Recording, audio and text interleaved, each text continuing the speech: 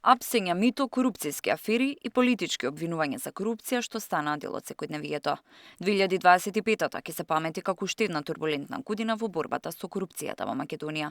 Од функционери фатени на дело со мито, до гласни меѓупартиски присметки и институционални ветувања за правда, каква беше борбата со корупцијата оваа година. Многу апсења и акции, но не и судски разрешници, оценува председателот на Transparency International. Според Пандовски, како еден од најголемите скандали кои одбележа оваа година е оставката на председателката на ДКСК Татјана Димитровска, која е сомничена за одавање на информации од комисијата, но обвинет во случај со перење пари.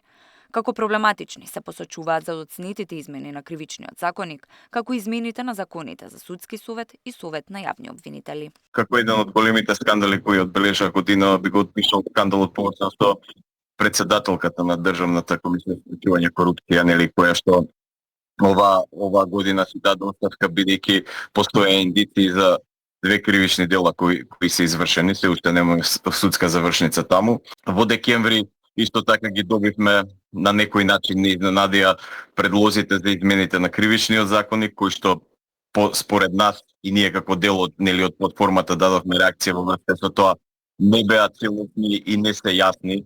Не чека предизвикувачка 2026 година, оценува председателот на Transparency. За да се подобри борбата со корупцијата, потребни се функционални закони, отчетност на функционерите, како и поголема казнивост. Да се предвидат поголеми санкции, пред некое време го имавме скандалот со голем дел од градоначалници кои нема поднесено анкетни листови во Државната комисија, ќе треба да се зголеми делот на казнивоста.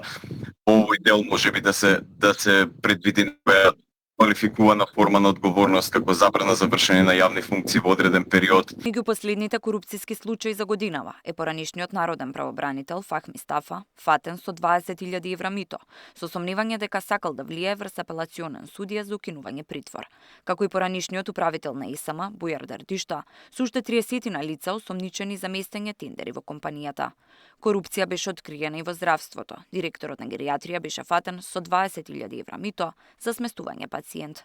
Но фатен беше и директорот на платежната агенција со 400 евра како прва рата од ветени 50.000 евра за доделување средства на фирма што не ги исполнувала условите.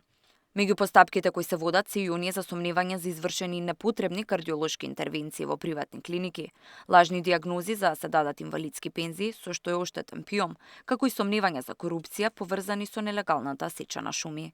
Тамара Тичевска, Сител телевизија.